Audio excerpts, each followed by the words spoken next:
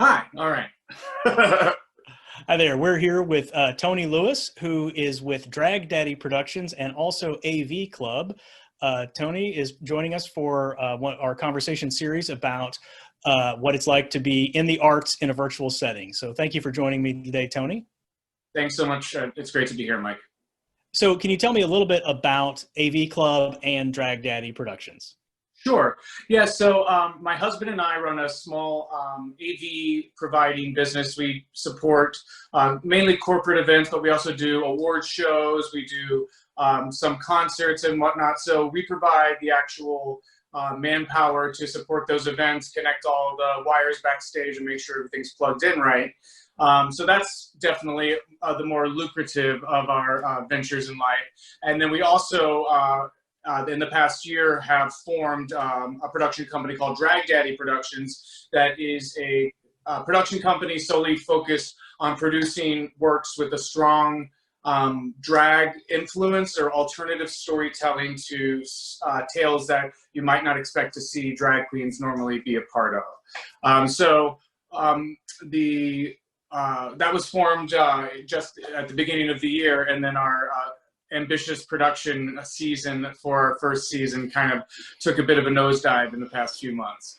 Yeah, a lot of people's plans have been put on hold. So Drag Daddy brought us such classics as Snow White and the Seven Drag Queens. Correct. So yes, I lived in Chicago for about 19 years. I went to college there, and then after graduating college, I formed a production company there called Mid-Tangent Productions, where that's the company that first produced Snow White and the Seven Drag Queens, as well as produced some queer interpretations of Midsummer Night's Dream, of Hamlet.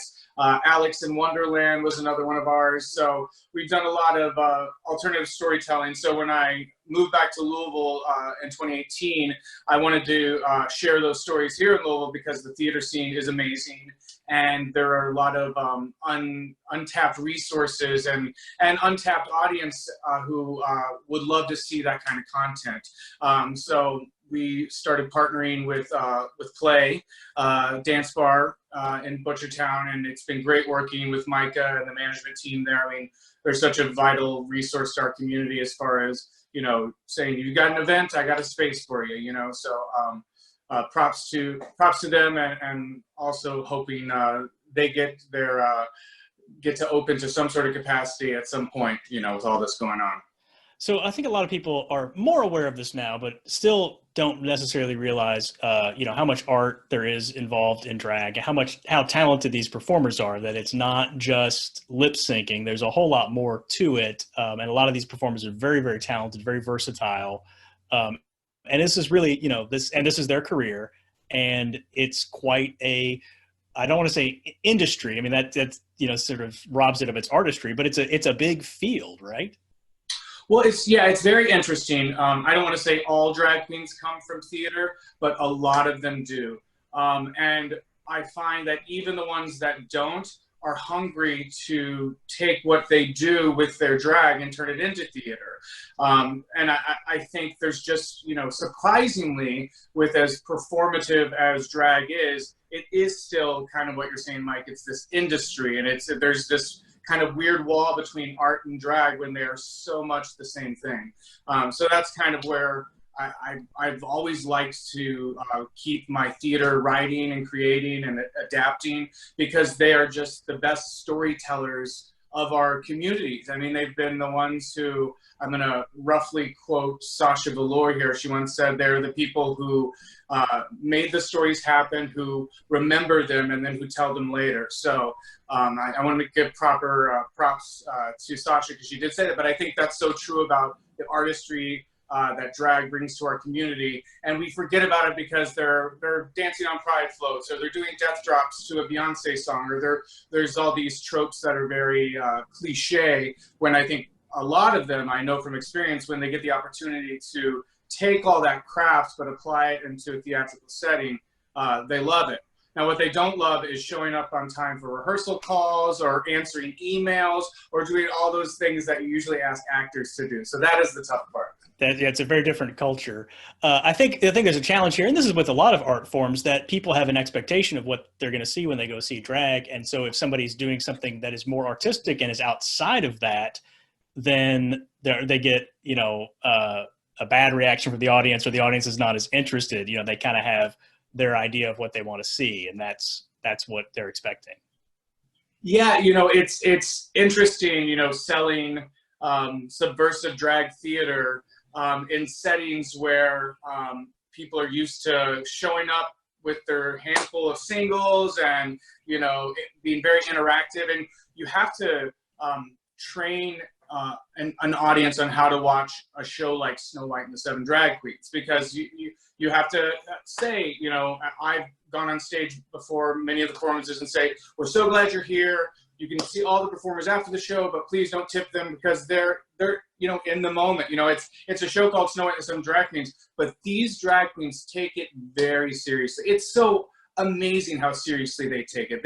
They use their, like I said, so many of them come from theater, and they don't often get to flex that muscle of their training, but that's there. That training doesn't go away. And when they get invested into it, it's truly a beautiful thing to see people who, I watched last weekend, do 3 somersaults across the stage to make that extra coin, but then are like crying after a rehearsal because it affected them that much. So it's cool to see people really come out of their shells, who are always out of their shell as it seems, but not in that kind of way, in a vulnerability kind of a way.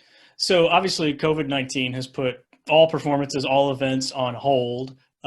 That's got to have a major impact on you and your production company. Are you all looking at any events yet, or is this just, are we in like a holding pattern? Sure. So we had the last show we did was on March 6th at Play. It was a cabaret called Divas Duets, and it was a promotional event as well for our April 11th production of Snow White and Seven Drag Queens Derby Edition. I had rewritten the show to be featured at Derby time. There was such clever rewrites as Talk Derby to Me and Party in the Bluegrass State. I mean, we had the thing ready, and then we knew it wasn't going to happen. So I immediately, this was in March, I contacted management at Play, and I was like, hey, I need to get another date. This isn't going to happen. This was when I just said, I don't think it's going to happen. We didn't even know at this point. This was just before Broadway closed down only till like April 10th at that point. So I contacted them and I said, how about August 1st? And this was before the Kentucky Derby was rescheduled too, but I was just like, let's just get another date on the calendar. So that date sits there. To my knowledge, there's still I think bar capacity can begin at a lower capacity in July is the plan from Governor Andy. So, and even then, I mean, I've been trying to wrap my head around the reality of it. I mean, do you limit capacity to 100 seats, and then it's a matter of, well, can I pay all my actors and make ends meet for the production company if I only sell 100 seats to the show? And does everyone wear masks? You require everyone to wear masks. I mean, Play, that is a thrust stage, and actors spit. It's just like, well, what do you have, an 8-foot barrier between the first row of seats and the stage? I mean, these are all things that I've legitimately thought about. Would people show up to a theater show if all of the actors were wearing masks? These are like legitimate things I'm asking myself, but it's going to be dictated by what, opens up by the state and the city. But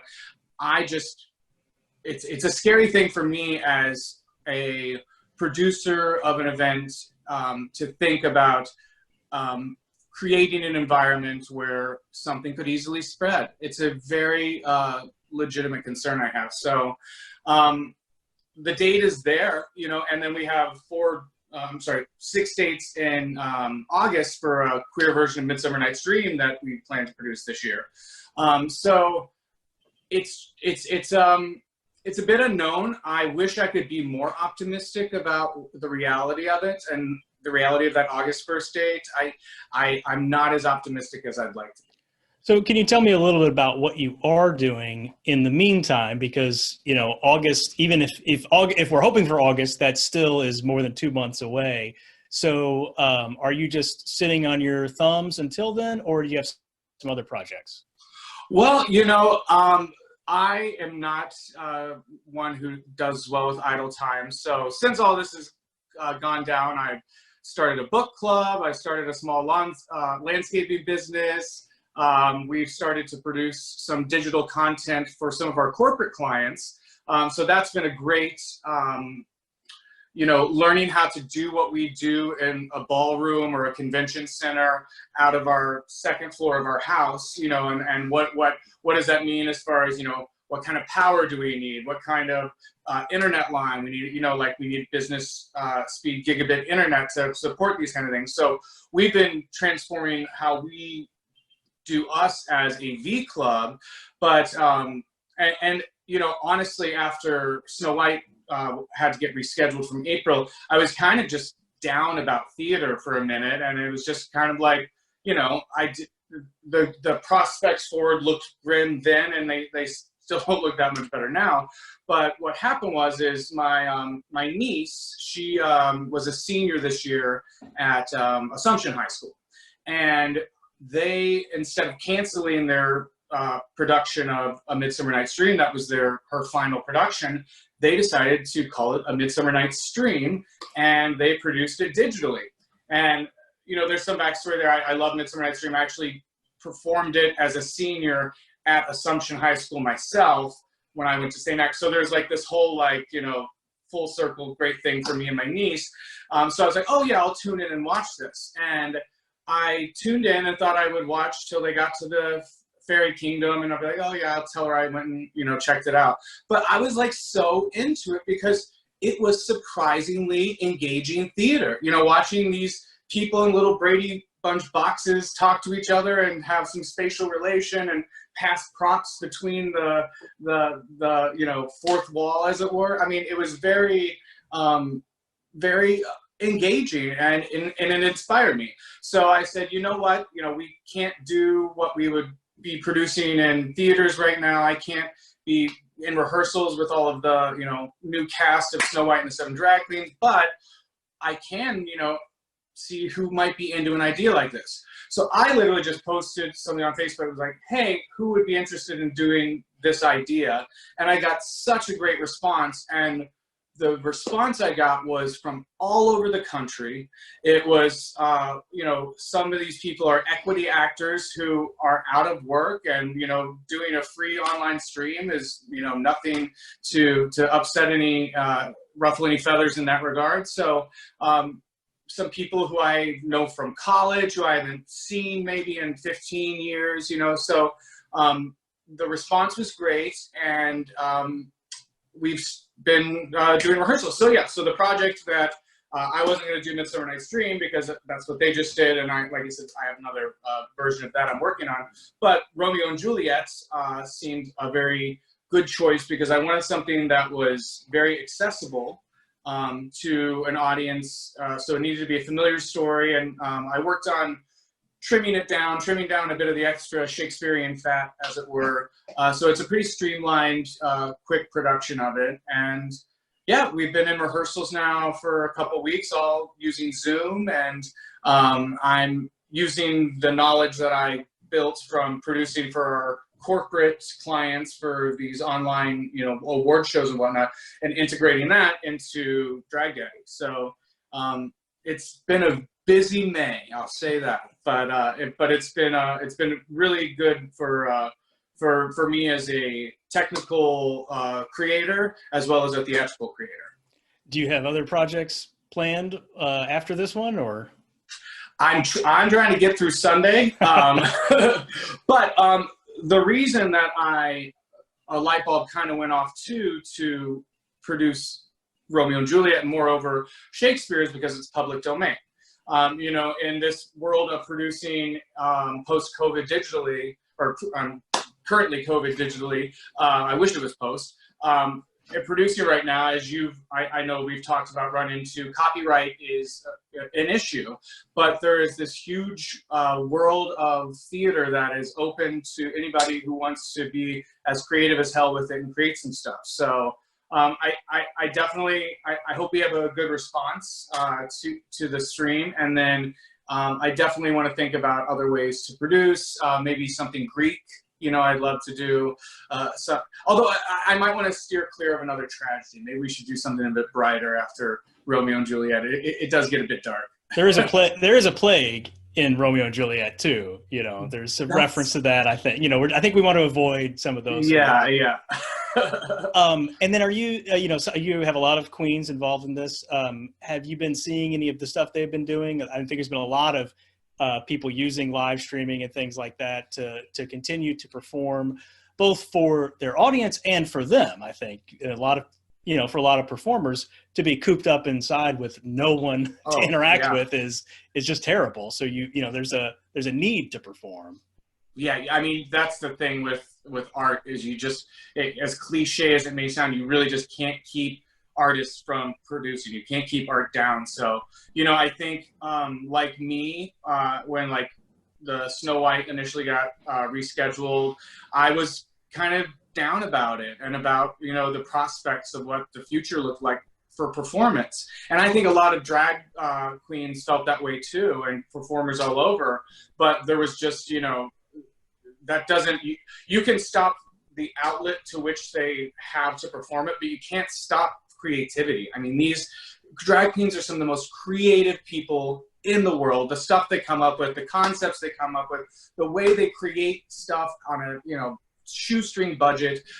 So that's not an energy that all of a sudden you're shutting down, or you're sheltering that energy in place. No, that energy doesn't shelter in place. It needs to be somewhere. So I think that what I've seen come out of a lot of people producing drag right now is just phenomenal. People are, you know, they started with, you know, just a sheet behind them, and now they're doing full green screen performances.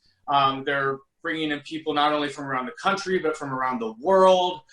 They're finding creative ways to get around copyright issues by using technology in different ways, streaming on different platforms. And you know, the Romeo and Juliet we're doing is an all-free event, and that's where we wanted it to live. And I told everyone who got involved, like, hey, this is for fun. You know, there's no budget here. But I have started to see some, like in Chicago, Roscoe's, they have like their watch party now for RuPaul's Drag Race on Friday nights, and they're charging like a $5 cover, and it's to help pay the talent and whatnot. So I think there is a place for that. Like I said, we're producing, you know, royalty-free Shakespeare, so, you know, we want as many people to watch as who will actually watch. But as far as where it goes, as far as what you can charge for digital performance, and you know, I mean, the same way that drag queens don't get their worth in the real world and they have to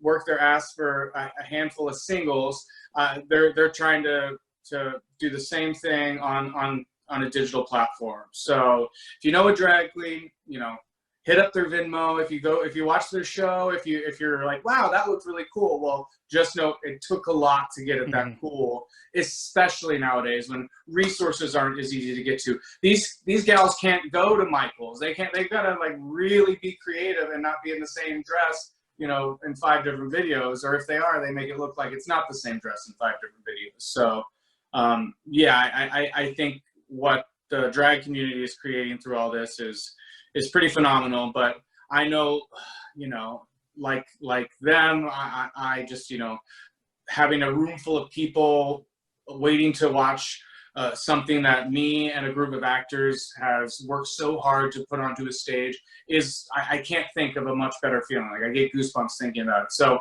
that's something we're all missing. You know what I mean? Like, this is really cool. You know, I was working on the Romeo and Juliet, like, underscoring, and I was getting a little misty-eyed last night.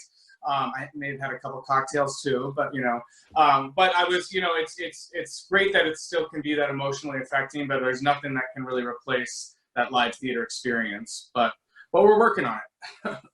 Yeah, there's definitely something that happens when everybody's in the room together, and that energy's not there. But it's really exciting to see the way that people are being really creative in adversity.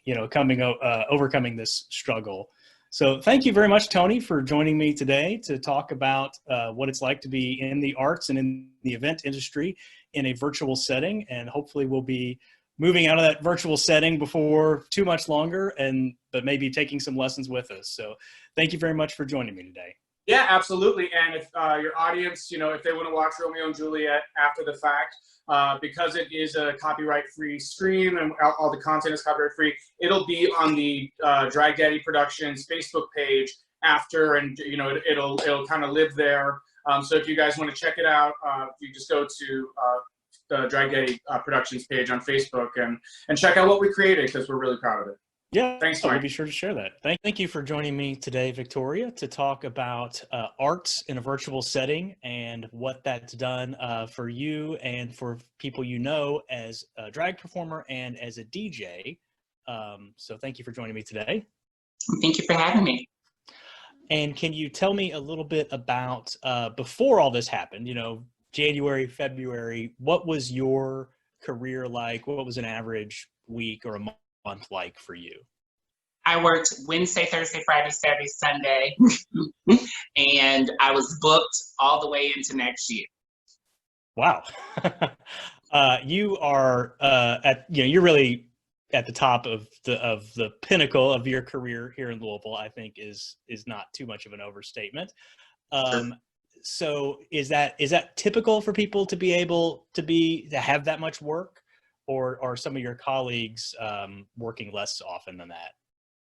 I don't know. I mean, I can't speak for other people, but I mean, I have an insane drive to work as much as I can. And just for me, I think my life works better if it's planned out.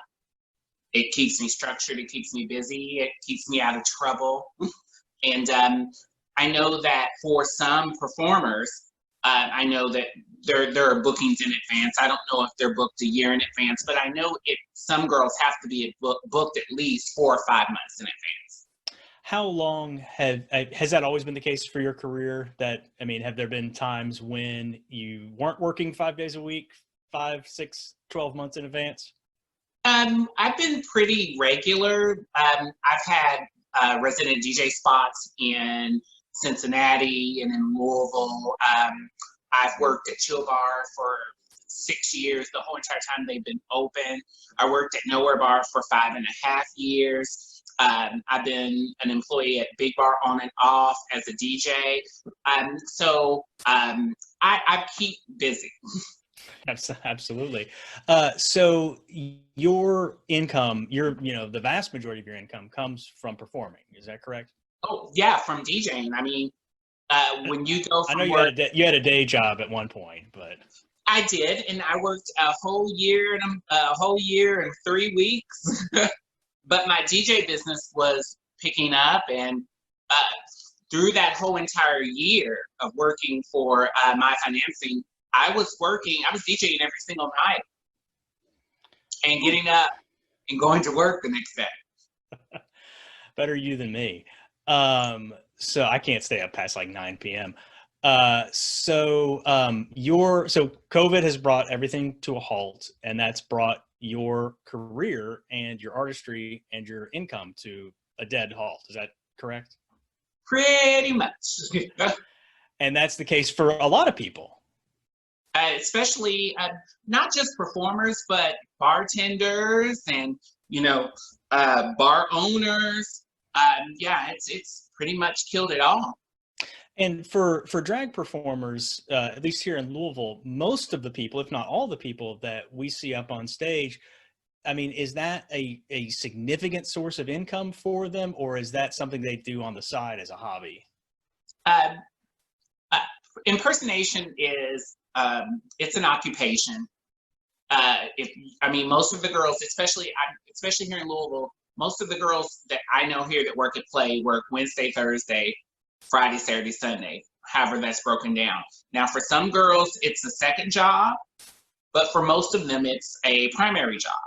And when you're a performer, I mean, you have to live it. I mean, you're getting your costumes together, you're getting your hair together, you're getting, you know, your whatever your concept is together for the week. I mean, you're pretty much living it. So, you know, if you're working, you know, Wednesday, Thursday, Friday, Saturday, Sunday, you know, Monday and Tuesday are your days to get everything else together. So I think for a lot of the girls, it's the same situation that most everybody in this industry is in. Hopefully you had some savings, or you're in a situation where you're in a 2-income home. If your partner has a job, I'm sure it's stressful for a lot of people. And yeah, a lot of people. And so as a career, you're putting a lot of money out, buying the costumes and things, all that, you know, that's all things that people are paying for out of pocket, right? Yeah, and consider that, you know, before we even knew that this was going to go on, think of all of the finances that have gone out the door for things that you bought before, you know, COVID-19 popped up. And, you know, maybe, I don't know if this is a question you can answer or not, but for a typical performer on a typical night, and I know there's no typical drag queens, you know, what might they be making on a night like, you know? I mean, you really can't speak to somebody else's pocket. So, I mean, I don't know what the going rate for tips are these days, because, you know, I don't perform in the manner that I used to. So I perform every now and then. So for me, the tips are nice because people haven't seen me perform in a while. So it usually works out for me because I don't perform as much. I guess you would really have to ask someone who that's clearly their occupation. And we may have some more of those conversations as we continue this. But it's not, I mean, people are operating on a pretty thin profit margin. Oh my God. I mean, if none at all. I'm still in the queue for unemployment. And I wanted to ask about that. So for DJs, performers, bartenders, a lot of folks like that, are you all able to get unemployment, and are you able to get you know, what you should be getting? Because with such a cash-based, tip-based gig type job, I don't know what, you know, if people are getting what they should. I'm going to say no, because I mean, you're working at a bar.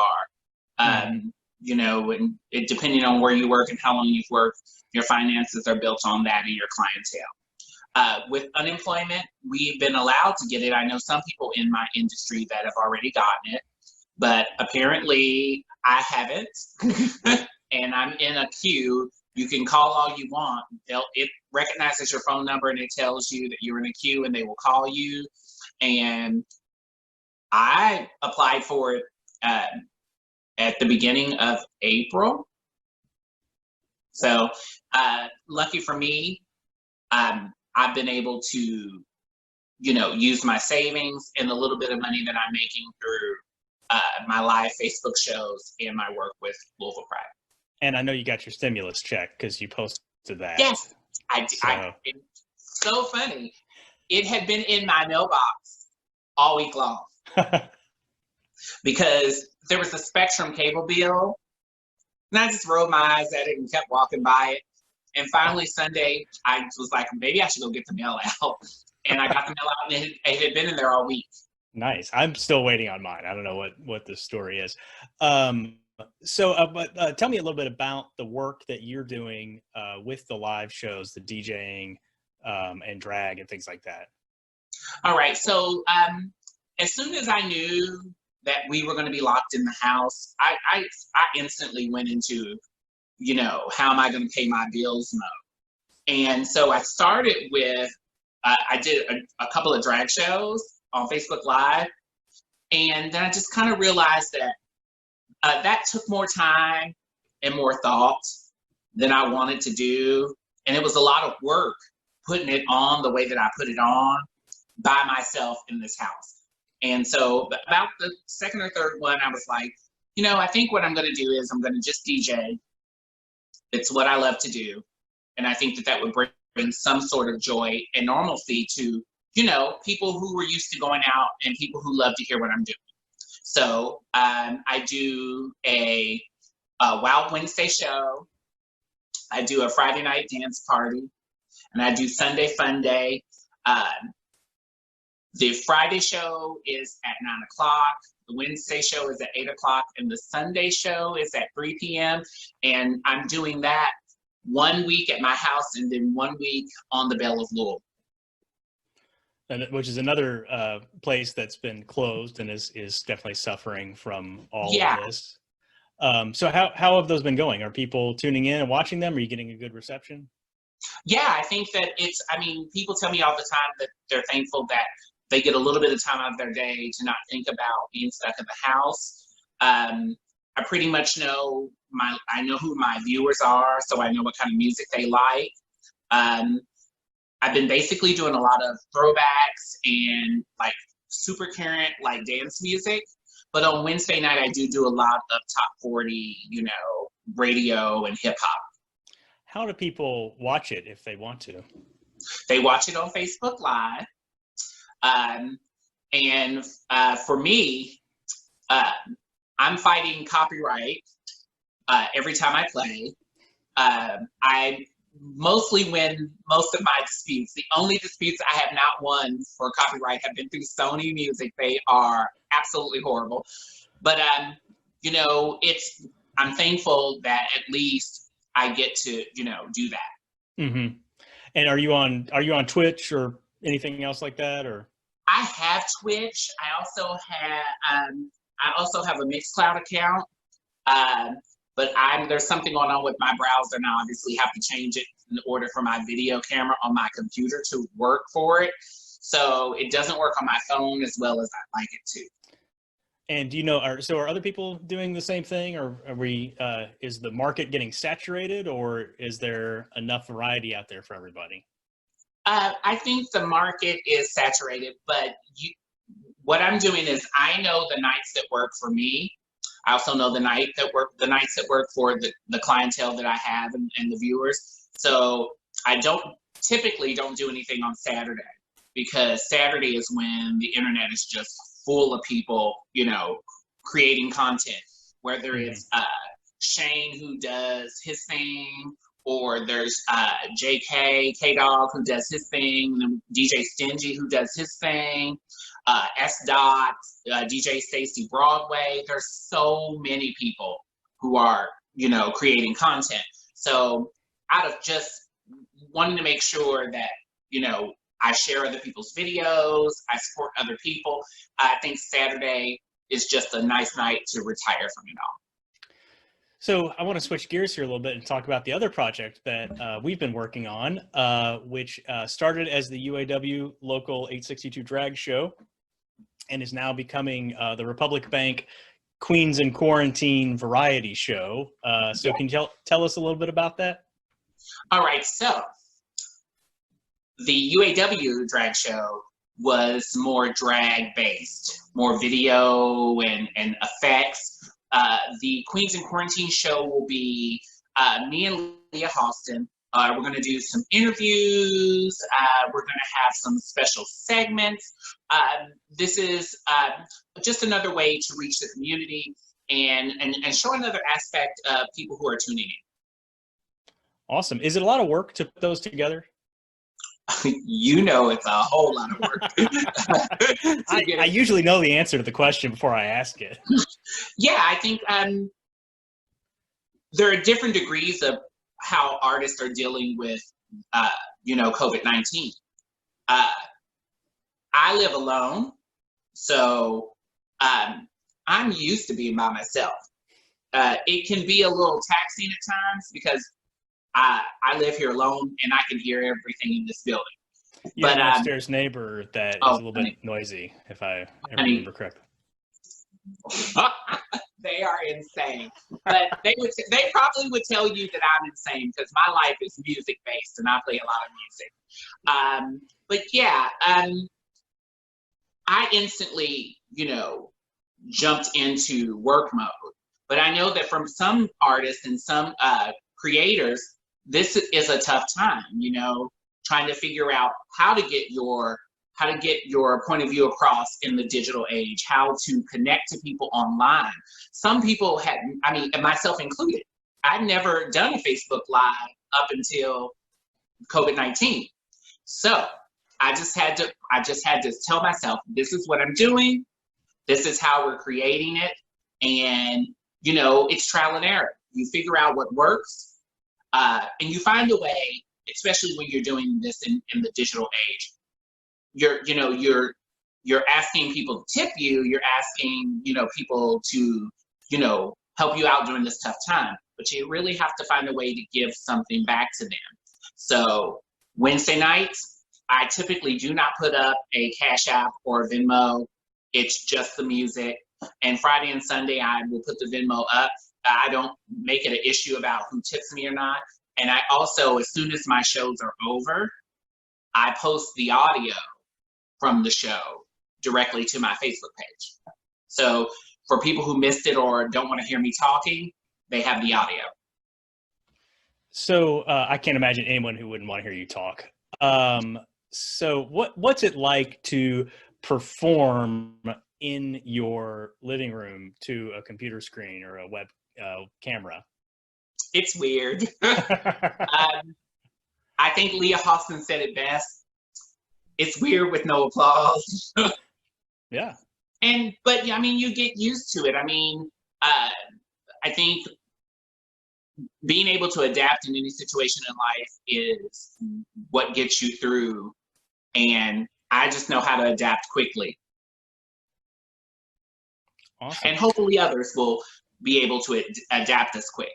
Yeah. I mean, I've been really impressed with the videos we've had as part of the series. Some of the performers, some of the queens and kings who've been very creative in what they've put together, and I'm really looking forward to seeing what that's going to look like in the Queens in Quarantine. But yeah, that's one of the things we're finding with a lot, talking with a lot of people is, the audience is such an important part of any performance, even if they're not, even if they're being quiet. It's just there's an energy that's there with other people in the room that's not there when you're just by yourself. I think people are at home, and I know that we've been trying to make sure that we keep it family friendly, that we keep it fun.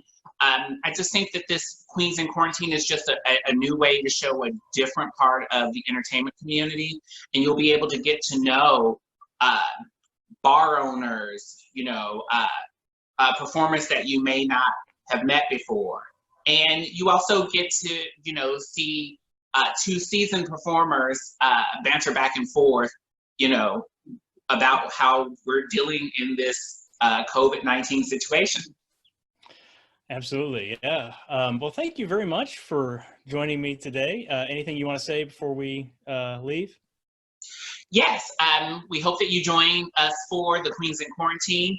It is a different show than the digital drag show. So we want to make sure that you know that it's going to be segment heavy, but it's going to be, it's chapter 2 of our digital pride.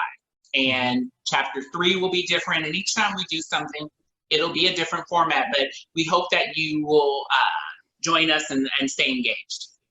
I was telling somebody the other day, we've taken a kitchen sink approach to digital pride and just kind of throwing everything out there that we can and tweaking it and adjusting it as we go to try and meet people's needs. And some of it'll stick and some of it won't. Yeah, I mean, it's trial and error. And my advice to anybody out there who is a performer or a DJ, just pick up your camera, do something fun, and just see where it goes. I mean, you won't know till you try. Yeah. Do you have any special equipment that you had to get for this, or are you just doing it with what you had? Okay, so I have lights and DJ equipment from my DJ business. So I was lucky enough to have those things available when this happened. I bought my ring light 5-6 months ago, and it sat in my closet for that long. And I pulled it out and started figuring out how to use it during this situation. Well, it looks very effective. I still haven't mastered mine. But, well, I think that, you just gotta pull your desk out, set it up. I mean, I've learned a lot about this ring light and video and editing during this situation. You can't be afraid to see yourself and hear your own voice. That's, you have to get over that really quickly. Oh yeah, I hate my voice. Era. Absolutely hate my voice, but it's a part of my job, and I don't, for the most part, I will go back and look over content, but I don't watch it all the way through. I think everybody's that same way, but you just kind of have to get over that and put yourself out there. So thank you very much, Victoria, for joining us. And I look forward to seeing you Saturday night at 9 o'clock. Is that correct? Yes. 9 o'clock for Queens in Quarantine. Yes, sponsored by Republic Bank. Yes, thank you very much. And we'll be back next time. Bye, everybody.